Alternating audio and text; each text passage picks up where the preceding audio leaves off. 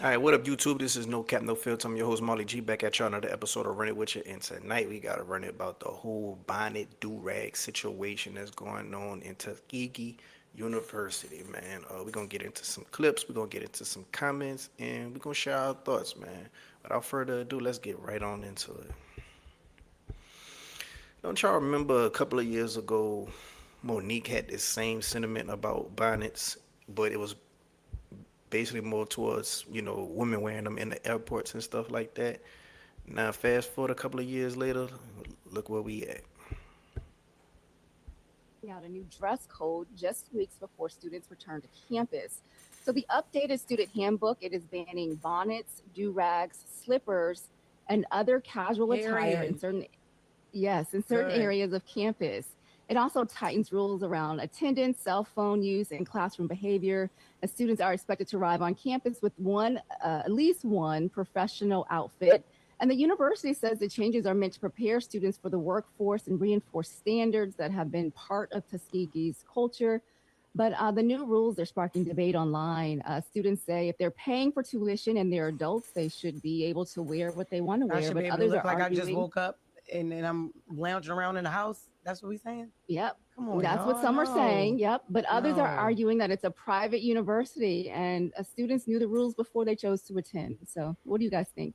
I mean, just I don't have a problem with that, especially if you're trying to teach kids, how to properly, or if you're trying to teach kids, if you're preparing kids for the workforce. You know what I yeah. mean? Like I don't Hmm. have a problem with that. Why would you want to Hmm. present yourself that way? Hmm. I will. Outside of Yeah. your house, Well, outside of your dorm or well, whatever. students do it because they sometimes they got early classes and they try to just get Okay. up and go. But I went to Hampton University where you could not wear any of that to class. You could not wear Right. pajamas. You had to Hmm. dress up and on certain.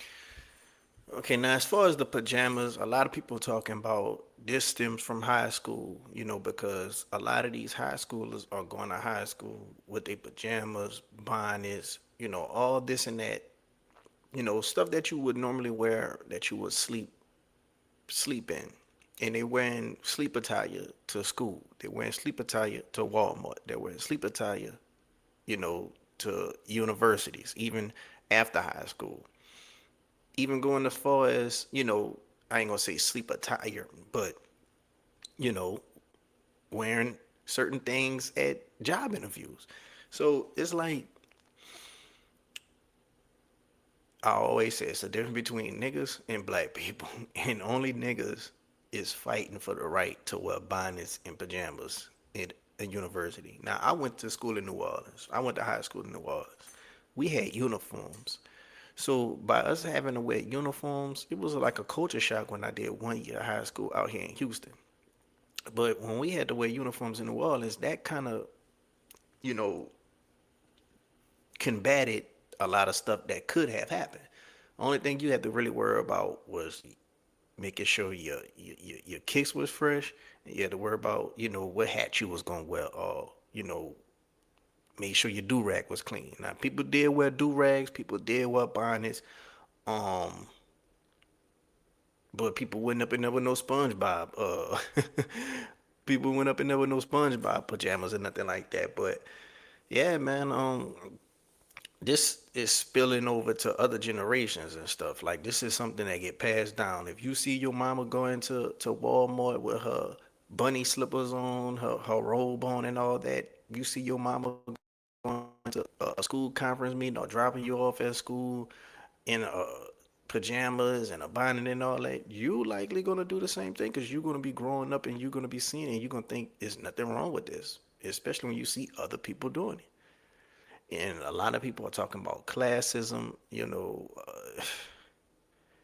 bruh. I don't understand why we just can't just do it. Like we just fight for the wrong things. And some people say we fighting for the wrong things because there's more important stuff to be worried about. But this is kind of important too because it's reflecting on how we're viewed, and a lot of people say you shouldn't care about what white people think. Well, it ain't just white people. You should care about what, other people think, period. And some people say you shouldn't, but you should because you care about what other people think when you're on a job interview. You care about what other people think when you're, at the club. You want to be seen and looked at your best. So if you want to be seen and looked at your best at the club, you should be seen and looked at your best while you getting educated. It's just about learning how to be professional. And you'll be surprised how many people don't know how to be professional. And some people might argue, well, it's a lot of girls that had on bonnets and got their degrees and now they, working in the healthcare field. They're, pharmacists and all this and all that, so it shouldn't matter. Well, if it shouldn't matter, and if they working in healthcare or pharmacists, I'm pretty sure that they have to abide by a dress code there. So get this stimulated very early, because not everybody gonna differentiate, you know. Days you had to wear business attire to class. Now So that's different. there was no option. So if you came to class with a do-rag, a bonnet, or your pajama pants, or some fuzzies, or whatever, the teacher was gonna say, "Get out." Now you don't gotta dress up, but you can do like two-piece legging sets with some sneakers, put your head back in the ponytail. Yeah, no, you had to dress like baseball cap, whatever, but it don't have to be a bonnet, You had to be presentable. slippers. You don't have to And do That's what they that. always say. You had to be presentable. And there's schools out there now that have like, fine dining restaurants, and you have to wear business casual Yes. attire to these restaurants, and you have to be Damn. on time to these restaurants, and they don't want you to have your phone, because they want to teach you how to sit around Yes. a table and have a conversation with somebody Connect, and look yeah. them in the eyes. So I mean, I don't have a problem with this. Yeah, nah, me Neither do neither. I. Like I said, when I went to school, they like on certain days you had to wear a jacket, a suit jacket, or a blazer. You had to have a tie on. And I remember going, and a lot of brothers didn't know how to tie their ties. So Right. there was other people teaching each other how to tie the tie and all that. Like, yeah, It's still great though. we did that at Hampton. Like, That's what's you up. was not going to class in no pajamas. And that's the thing, people fighting for this, and the thing that's getting me, they're calling it anti-black, for people not to be able to come to school in pajamas and do-rags and bonnets, you know. Now, a do-rag, I believe, is a sleeping attire, head wrapped as well. But men over the years, we always wear it in public, as a fashion statement. Bonnet ain't really a fashion statement. Bonnet is just basically something that women just want to wear on their hair when they having a bad hair day, basically. And a lot of them say they use it for hair protection and stuff. I just think they had not done so they got a bad hair day, so they want to put on a bonnet. Because if your hair was done and laid, you would not put on the bonnet. The bonnet is basically the female version of a do-rag. A lot of dudes wear do-rags because they got a bad hair day, but some dudes wear do-rags because, they want to actually get waves, and waves help get do-rags. Let's see what this one talking about. Hey fam, it's your girl Jasmine, aka your Supreme Chancellor of Petty Affairs for the great state of California. Now I'm gonna need y'all to gather around because we have an issue of the utmost urgency to discuss at the Petty Table today. To the youth and young adults of today complaining that your identity is being compromised because you are not being allowed to wear your inside clothes outside without judgment, I want to say to you, I promise you, your day is coming. There will come a time when every Gen Xer, boomer, silent generation member, auntie, uncle, grandmother, and you need to go put some real clothes on elder is gone. Then the streets will belong to y'all. On that glorious day, y'all can wear bonnets, do-rags, pajamas, house shoes, and Cookie Monster pants to job interviews, funerals, court dates, weddings, city council meetings, jury duty, and the White House if they'll let you. You can show up to a job interview looking like you just woke up from a 4-hour nap. Guess what? We'll be dead and won't give one single solitary fuck. So relax. Time is undefeated. Eventually, every Gen Xer and every older person who still believes there are clothes for the house and clothes for outside the house will be gone. And then y'all can normalize showing up to literally every occasion dressed like you forgot you left the house. But until that blessed day arrives, and as long as we're the ones doing the hiring and making the decisions that you depend on, we're going to continue judging y'all silently, and sometimes not so silently. The Petty Table has spoken. And it's crazy because a lot of these people that's fighting for this, I ain't gonna say all, but a lot of them want to be entrepreneurs. And by them being an entrepreneur, they will have to have a business. And by them running a business, they will have to have employees. By them having to have employees, they will want their employees representing the business right. Just like these universities wanting these students to represent their university right. Let's go ahead on and get into some comments. Okay. Y'all won't be caught dead wearing a bonnet to the club, but fighting to wear them at your universities, kids' schools, grocery stores, and everywhere else. A little decorum is expected. Then blame it on anti-blackness, like people would say shit to you if you wore a dashiki? Good comment.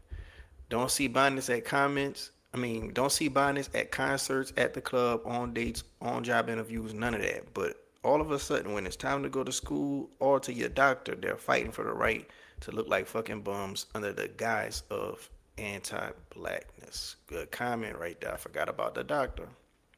A lot of women show up to the doctor like that. I was on the bonnet shaming is anti-black side years ago. Then I witnessed the results. I went to my niece's high school graduation and saw generations of us looking terrible. Hair not combed, crust in eyes, unwashed clothes, holes in shirts. I was embarrassed because I was worried about what white people thought of us. I was embarrassed because it looked like we didn't think shit about ourselves. Appearance is a sign of self-respect. Good, good. Now, a lot of people really don't like that. You worried about what white people think. Fuck them. It ain't just about what white. It's what people think in general. Because it could be black people looking at certain people like, oh man, I can't believe she came out the house like that. You know, just like with your kids, you don't want your kids coming out teeth not brushed, hair not combed, face ain't washed because that's a reflection of you. You know, so when other people looking at other black people, they're looking at them as a reflection of them. Um,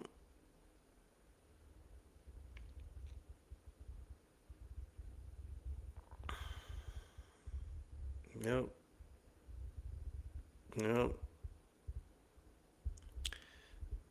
People talk about the frontal lobe development. Some stuff just common sense. Hey, wrap this Durag buying shit up, man. No one can find a job, rent through the roof, gas high as fuck, and y'all kids are dumb as hell. Bigger issues at hand. They got people like this who really feel like, man, this is not that big of a deal to be, having this high discussion on. But I like when we have these discussions because people gotta hold certain shit accountable, dog. We gotta hold shit accountable. The shit with uh the bonnets and durags, the shit with the spin that song, like we gotta hold certain shit accountable if we ever want to move forward. People are starting to confuse unapologetic blackness with unapologetic ratchetness. Motherfuckers got places to be in life and generational curses to break, bogging the community down because you want to normalize lower standards so nobody feels left out is a huge problem. Why we have lower standards to accommodate people who just want to do the bare minimum. I hate how black people fight so hard against a little structure and organization. Man, I want to know what y'all think down in the comment section below, man. What's y'all thoughts on this? I really think that it's important for us to have these discussions because certain people could have a certain mindset and they could sway their opinions. They could sway their perspectives. Especially when you start to see stuff firsthand, and especially when you start to grow older and you start to see the younger generations, and you see things that you're not proud of, bro. You want the younger generations to do better. You want us to be uplifted. You want us to carry ourselves with a certain line of dignity and respect. And they don't really have a lot of this stuff going on at white schools because they just know better.